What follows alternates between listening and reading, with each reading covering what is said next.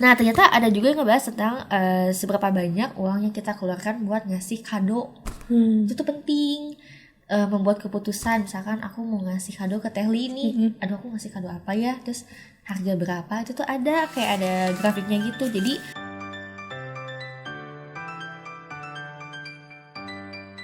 Assalamualaikum warahmatullahi wabarakatuh. Halo semuanya, kembali lagi bersama saya Liana di segmen Baca Bareng Yubi, di mana setiap tim Yubi akan menceritakan atau mereview buku yang mereka baca dalam 1 bulan terakhir. Nah, jadi buat teman-teman yang pengen baca buku tapi pengen tahu dulu isinya kayak gimana, bisa tonton nih segmen tonton atau dengerin di podcast segmen Baca Bareng Yubi. Nah, kali ini saya sudah bersama dengan Sarah. iya, halo semuanya. Iya, nah Sarah di Yubi sebagai apa nih, Sar? Aku sebagai lead customer service gitu. Oke, nah berarti Sarah ini adalah adalah orang yang mengepalai si customer service yang ada di Yubi gitu, teman-teman. Oke. Sarah baca buku apa nih? Jadi aku mau cerita dikit dulu nih ya. Kan emang kita tuh kayak ditagih terus nih lagi baca buku apa kayak gitu. Sedangkan kebanyakan di Yubi itu bukunya buku bisnis. Iyalah, yuk bisnis tapi juga kan. Ketertarikan aku tuh nggak terlalu besar lah di bisnis gitu kan. Terus cari-cari ada buku nih bagus, judulnya tuh The Education Book. Nah, terus aku biasa ya kalau kita sebelum baca buku kan lihat tuh bagian belakangnya ya. Terus itu tentang kayak what do I want and how can I get it? Terus how can I live more happily and work more effectively kayak gitu kan. Oh, berarti ini tentang pengembangan diri gitu kan. Terus daftar isinya pun gimana kita how to improve myself, how to understand myself better, how to improve others kayak gitu. Kayak wah, menarik banget nih gitu kan. Ternyata, tapi ada yang aku skip gitu loh, Tehli. Jadi ternyata itu di sini udah ada tulisannya kan, 50 models for strategic thinking. Jadi memang ada 50 strategi cara membuat keputusan yang baik. Aku kira tuh buku yang narasi gitu loh, kayak motivasi gitu. Ternyata enggak, bener-bener setiap halaman tuh ada model baru. Model baru itu bener-bener per halaman, kayaknya tuh kayak gitu. Ternyata buku praktis gitu ya. Betul, kayak gitu. Jadi aku agak salah paham di awal gitu. Cuman ya udah deh, aku lanjutin aja kayak gitu. Terus di bagian pertama itu kan tentang, sebenarnya dijelasin dulu sih, ada intronya gitu. Bagaimana kita menggunakan buku ini gitu kan dengan baik. Terus gimana cara mengembangkan diri kayak gitu. Di awal tuh dijelasin sih. Oke. Terus apa lagi nih? Terus apa aja nih yang Sarah dapat dari buku itu? Atau mungkin bisa diceritain salah satu strateginya yang disebutin? Boleh. Jadi sebenarnya aku tuh udah nandain gitu kan beberapa, karena nggak semuanya relate sama aku kan, nggak semuanya aku tertarik juga. Nah, cuma di bagian awal ada beberapa poin yang bikin aku ingat sama Mas J. Karena ini buku juga dari Mas J. Oh, ternyata Mas J dapat ilmunya dari sini gitu. Ada nih pertama tuh tentang yang kemarin dibahas sama Salman yang ini loh, ada 4 diagram. Mana nih yang penting tapi tidak mendesak. Itu kan ada itu ya, yang kuadran prioritas betul, gitu. penting tapi tidak mendesak, atau penting dan mendesak, mendesak tapi nggak penting, dan nggak penting nggak mendesak. Itu tuh udah ada di sini. Terus aku sempat cek juga kan, ini buku keluaran tahun berapa, 2011 ternyata. Udah lumayan lama juga gitu. Itu bukunya karya Michael Krogers, kayaknya ini orang Jerman sih, and Roman Schappler. Aku nggak tahu ya cara bacanya, kurang tahu juga. Nah gitu. Terus ada juga tentang the SWOT analysis. Tehli tahu SWOT nggak? Strength, weakness. Ya, nah orang tuh ada yang bacanya SWOT. Kalau aku sendiri bacanya tuh SWOT. Aku pertama tahu SWOT tuh ini waktu sekolah ada pelajaran kewirausahaan. Itu kan cara kita menganalisis nih sebelum kita bikin bisnis. Ada yang harus dianalisis dulu, kayak kekuatannya apa, keuntungannya, peluangnya, terus kelemahannya apa, dan bagaimana kita mentreatnya kayak gitu kan. Nah, ternyata SWOT itu bisa dipakai buat hal lain selain bisnis gitu. Baiknya sih kalau kita mau membuat suatu keputusan, atau misalkan mau ambil studi nih, kita mau kuliah, boleh tuh dibikin SWOT-nya dulu. Kalau aku ambil jurusan seni, apa kekuatannya, peluangnya tuh kayak gimana, terus kekurangannya apa kayak gitu. Di sini ada dijelasin. Terus ada lagi nih tentang ini, pernah baca buku BLL nggak? Pernah dong. Nah, Iya. kalau yang udah pernah baca buku BLL, buka langsung laris, di bagian depan tuh ada macam-macam bisnis. Jadi ada yang bisnis tuh ada yang masih jadi anak anjing, ada yang udah jadi sapi perah, tanda tanya, ataupun bintang. Nah itu tuh ada di sini, terus aku kayak langsung inget gitu. Oh, Mas J tuh kayaknya dari sini deh, kayaknya ya Mas J, aku juga nggak tahu gitu kan. Di sini dijelasin gitu, cash cow, stars, question mark, sama dogs kayak gitu. Terus sih, terus sebetulnya di tiap penjelasan tuh ada kayak diagram gitu kan. Cuman aku kurang paham kalau soal diagram. Aku lemah membaca diagram ya, mohon maaf ya guys gitu kan. Soalnya kayak ada gitu grafiknya bagaimana kita membuat keputusan, plus minusnya itu ada di sini gitu. Soalnya lebih visual banget sih ini gitu. Nah terus bagaimana kita mengejar tujuan yang benar kayak gitu, karena kita punya goals nih, tapi kadang belum tentu goalsnya itu benar kayak gitu kan. Nah itu ada, kita tuh harus bisa bedain mana tujuan akhir, mana apa sih prosesnya, proses dari menggapai tujuan itu. Contoh nih kalau di sini aku pengen lomba maraton, itu adalah tujuan akhir.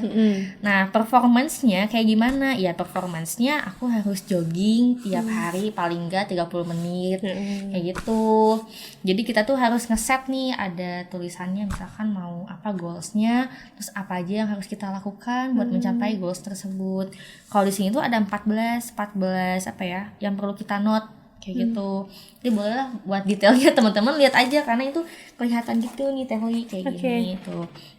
Jadi smart, pure, clear. Nah itu tuh ada ininya lagi sih, rinciannya kayak specific, measurable, terus attainable kayak gitu. Jadi 14 poin ini tuh penting banget buat kita ngeset goals kayak gitu, ngebantu banget kayak gitu. Terus kita juga harus apa ya, concern gitu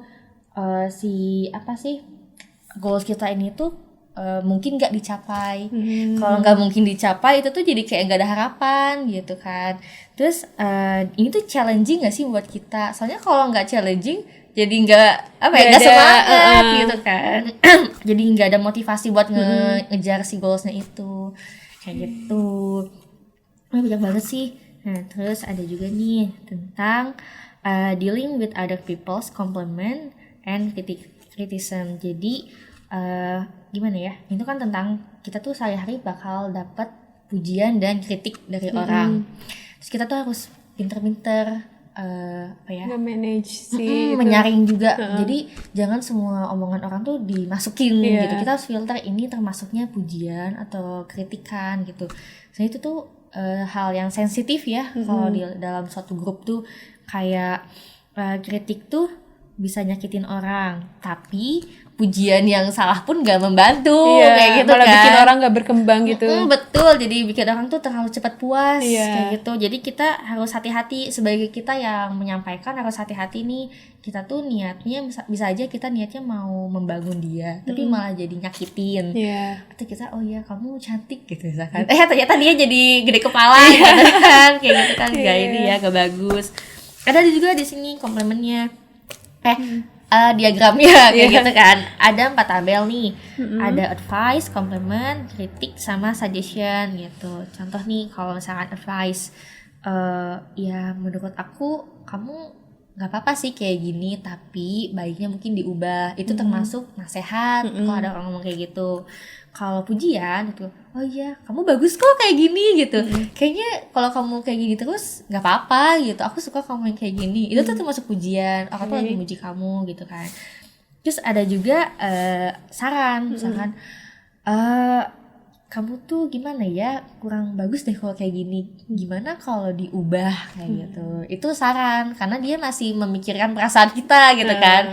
Nggak maksa buat berubah, tapi ngingetin juga ada sarannya kayak gitu, mana yang baik dan enggak. Ada juga yang ngekritik. Nah kalau kritik tuh agak pedes ya ngomongnya. Ya ampun kamu tuh jelek banget lah Iya, kayak gini, aku nggak iya. suka kamu kayak gini, aku suka kamu tuh berubah dari dulu. Nah itu termasuk kritik gitu. Jadi emang kita harus apa ya, ya kita harus tahu sendiri Bedain. gitu, bedain gitu orang tuh ke kita sebenarnya tuh saran atau apa kayak gitu.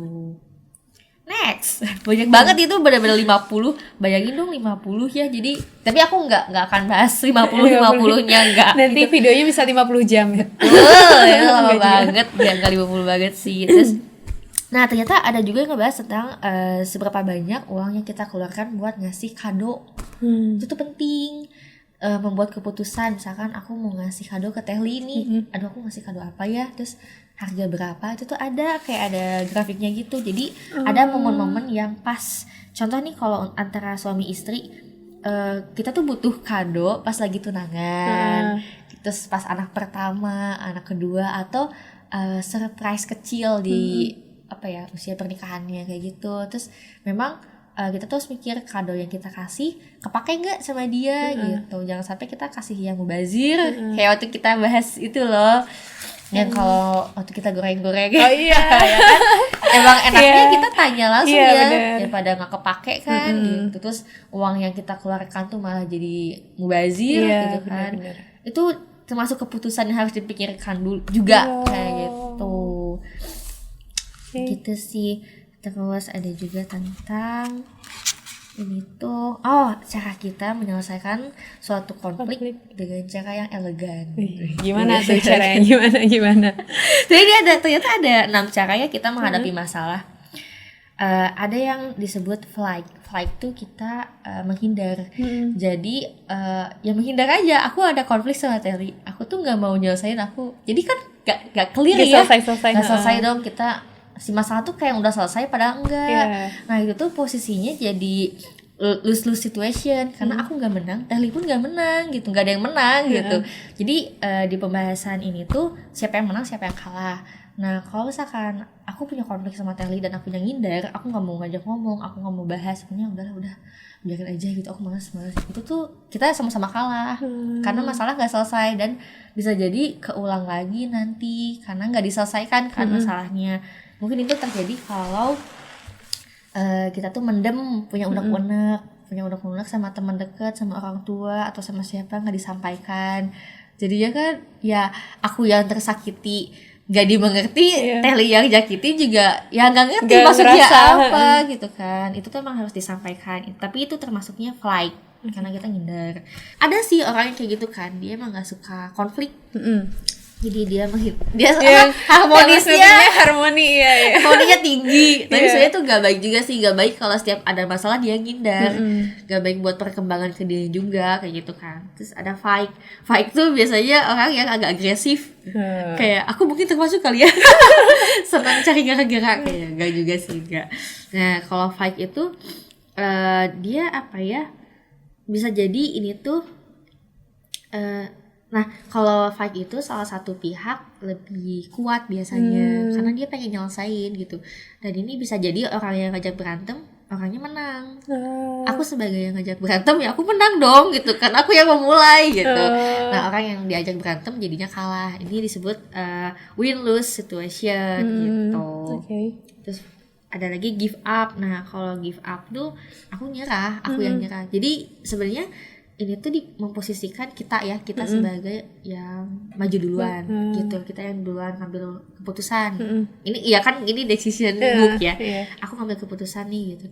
Nah ada juga aku nyerah, udahlah aku mah nyerah aja. Kalau gitu berarti aku yang kalah, Tehli yang menang gitu. Entah itu siapa yang benar atau salah, karena aku yang ngalah.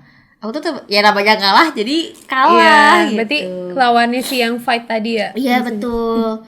Terus ada lagi event responsibility. Nah ini tuh bentar ya aku agak lupa. Oh ini tadi justru yang ini yang punya otoritas. Jadi dia punya otoritas. Sebenarnya bisa aja nyelesain masalahnya, tapi apa ya, jadi gak bijaksana gitu. Karena dia punya otoritas, masalah tuh gak selesai gitu. Seolah-olah selesai padahal gak selesai.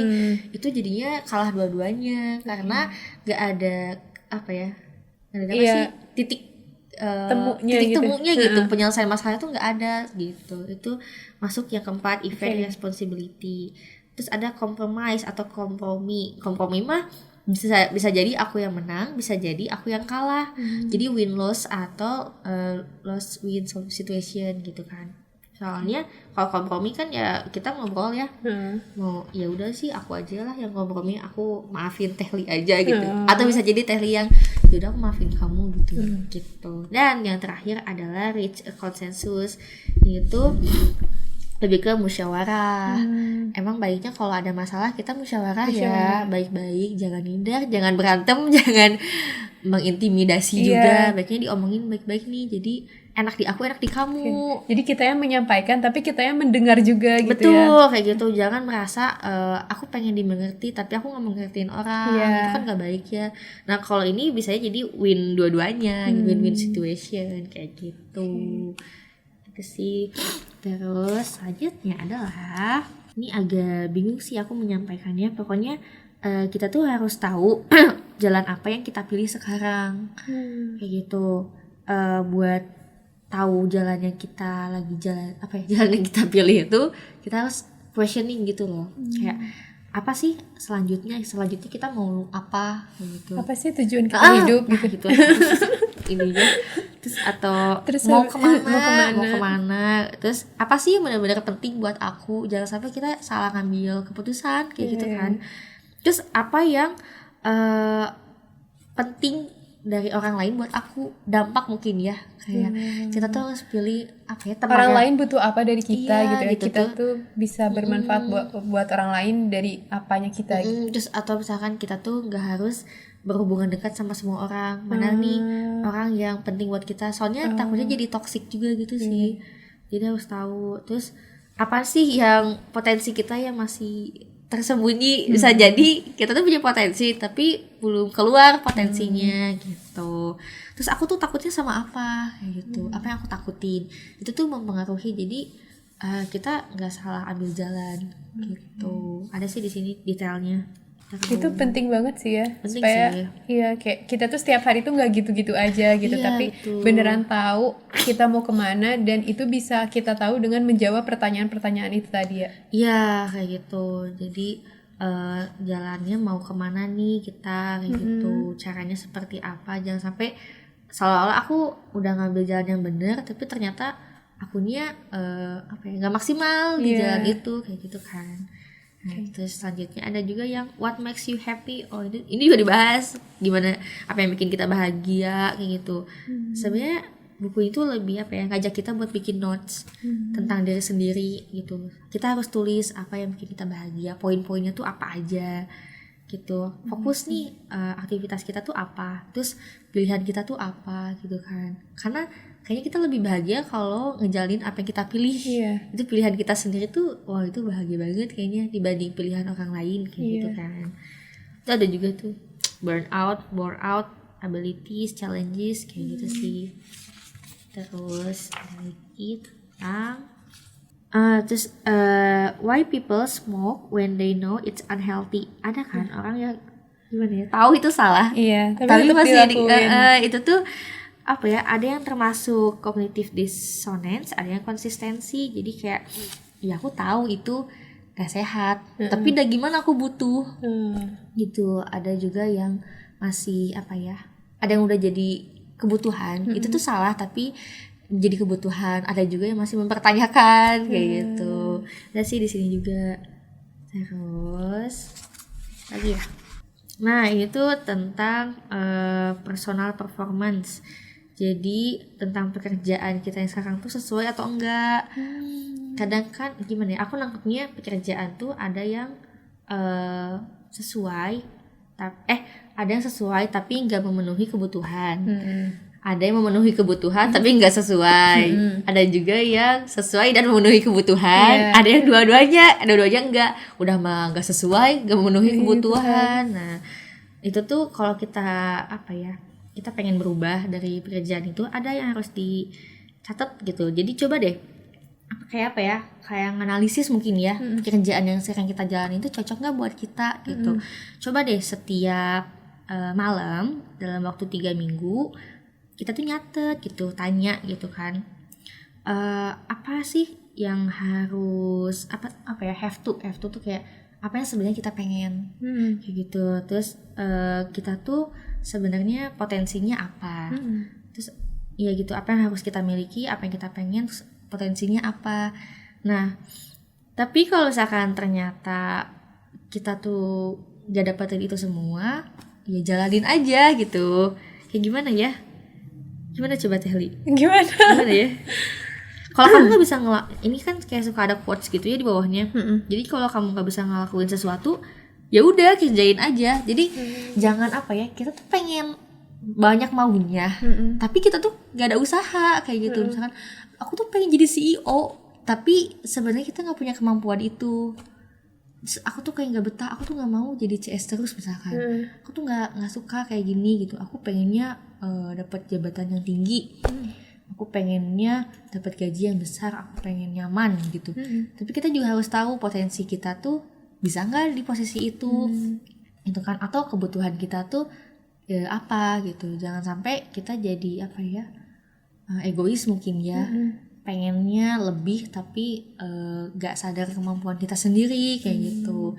Kadang ada orang yang misalkan dia gak nerima, misalkan aduh aku nggak mau, aku nggak cocok kerja di sini, tapi kan kamu butuh uang, kamu butuh makan, ya udah deh gitu ya, terima aja dulu posisi yang sekarang misalkan kayak gitu. Nanti kalau kita udah berkembang, udah belajar, bisa tuh coba pekerjaannya kita mau gitu, sambil ngasah diri kayak gitu sih. Itu ada juga.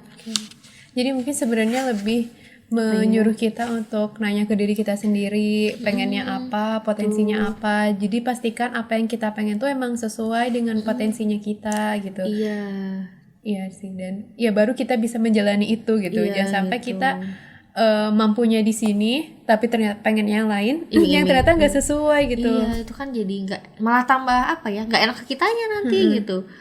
Ternyata pekerjaan yang sebelumnya tuh lebih cocok buat aku, cuman aku rasanya nggak cukup terus gitu, nggak nyaman terus. Coba dilihat sisi lain gitu, mungkin memang potensi kita di sini, cuman belum nerima aja. Kayak ini deh, kayak pekerjaan sales. Aku tuh ngobrol tuh sama sama Kang Rifki. Jadi ada cerita, dia tuh ketemu sama kepala cabang di Suzuki. Kepala cabang, pokoknya bagian atas lah ya gini.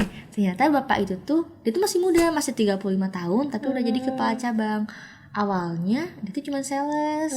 Sales tuh termasuk ini kan, posisi yang apa ya, orang tuh suka betul, dianggap rendah kayak gitu. Kayak ngapain jadi sales marketing misalkan, jualan kayak gitu.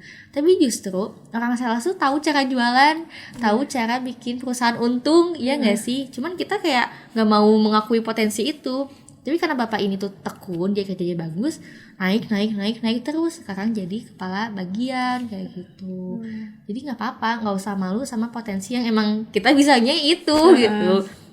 Kita apa ya, kita harus ngerasa keren sama potensi kita sendiri gitu. Aku cuman bisa nge-CS, ya udah nggak apa-apa, memang aku potensinya di situ.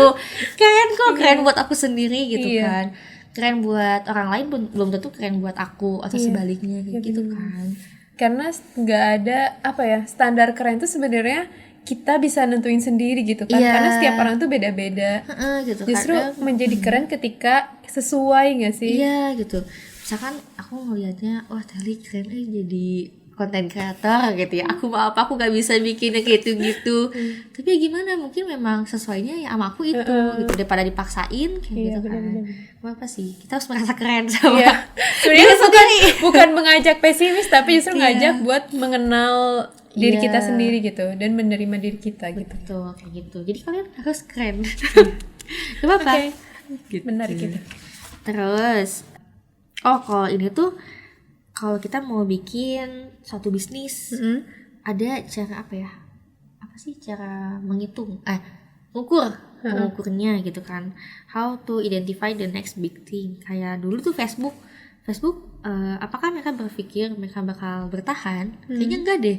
Pokoknya ini lebih ke ini sih, bisnis teknologi. Jadi ada beberapa pertanyaan. Kita harus trigger dulu teknologi itu tuh udah apa ya? laku di pasaran atau enggak. Atau misalkan ada orang yang mereka tahu ada produk tersebut tapi yang mereka tahu tuh jeleknya. Atau ada mereka tahu nih, oh iya ini ngetren tapi nggak kepake kayak gitu. Jadi kita bisa nganalisis duluan nih target pasarnya apa, terus produk yang kita bikin tuh kayak gimana nanti di pasar gitu. Kayak BLL ya. Iya, tentukan pasar betul. buat produk yang ngangenin. Iya kayak gitu. Iya benar-benar. Nah, cuman ini lebih ke teknologi gitu. Gitu sih. Dikit lagi kok. Terus ini apa ya? Oh, what your friends say about you. Nah ini juga ngaruh ternyata. Jadi kita harus tahu nih. Coba deh sebutin 5 sahabat terdekat kamu siapa aja.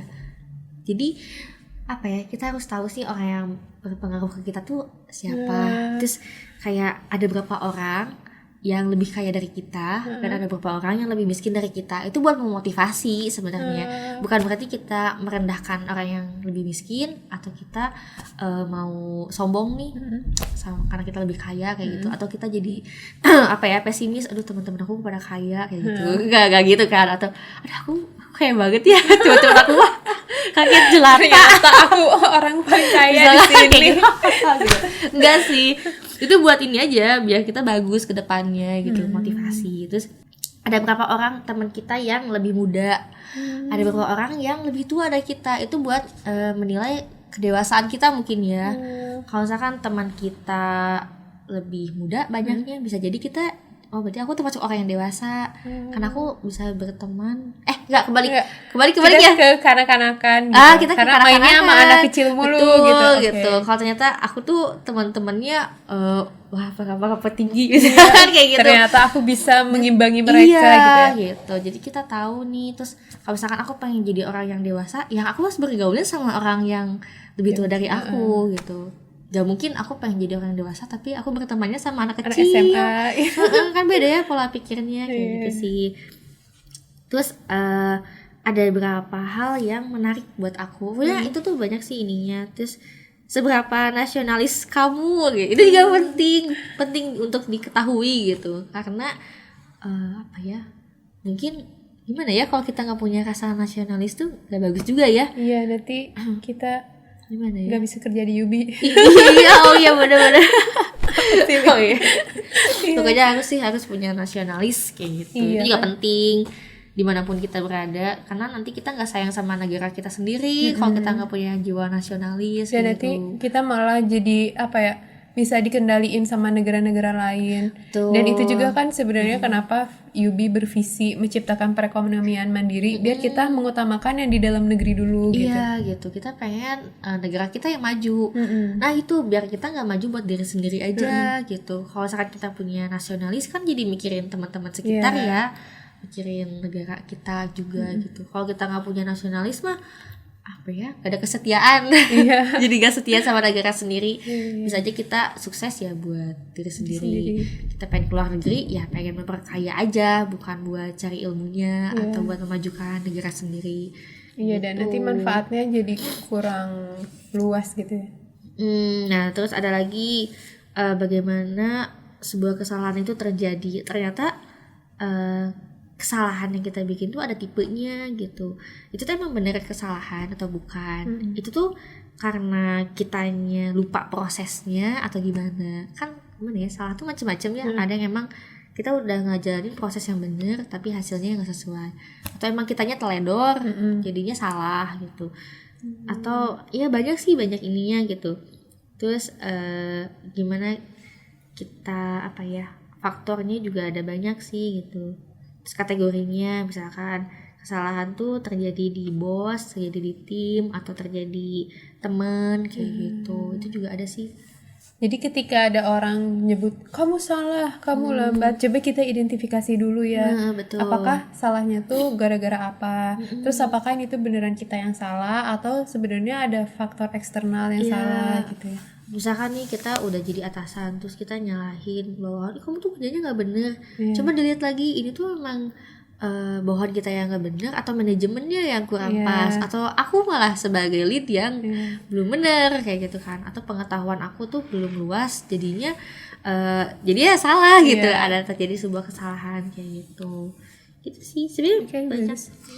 Saya aku lebih tertarik bagian awal-awal sih, karena itu kan tentang diri sendiri ya, bagaimana biar kita jadi lebih baik lagi gitu.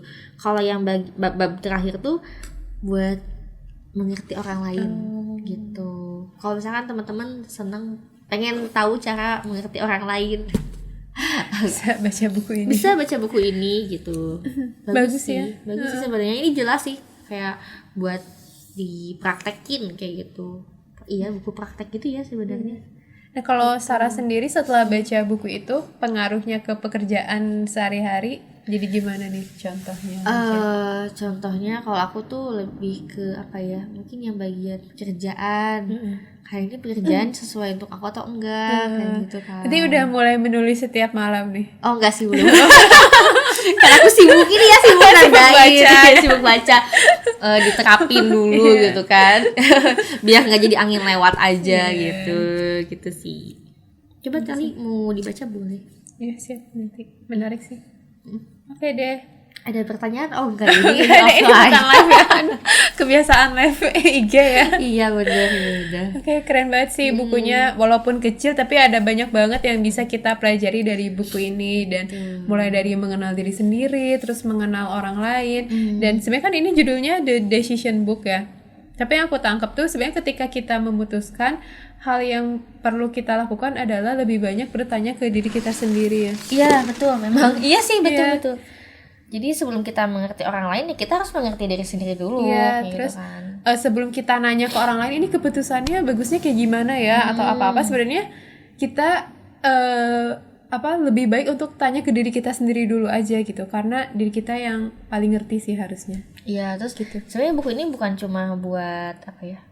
Buat diri sendiri, tapi buat kerjaan. Kayak tadi kan Iya, ada beberapa pekerjaan. bagian bagaimana membuat keputusan dalam suatu pekerjaan atau menciptakan suatu bisnis kayak gitu. Cuman nggak kelihatan kalau ini buku bisnis. Ini lebih umum mungkin ya. Iya. Bisa dipakai siapa aja gitu. Buat orang yang lagi pengen mengembangkan diri, atau buat orang yang pengen mengerti orang lain gitu. Oke deh. Menghindari konflik. Iya. Bisa baca. Yang harmoninya rendah ya. Iya boleh. Oke deh, terima kasih Sarah atas sharing bukunya Iya, hari ini. sama-sama. Nah, kalau misalnya teman-teman punya request, tolong dong review buku ini gitu ya, boleh banget tulis di kolom komentar atau DM kita, atau pokoknya hubungi kita lewat channel manapun. Nanti insya Allah kita bahas di video-video selanjutnya. Betul, oke. Oke, terima Terima kasih kasih. semuanya, sampai bertemu lagi di video selanjutnya.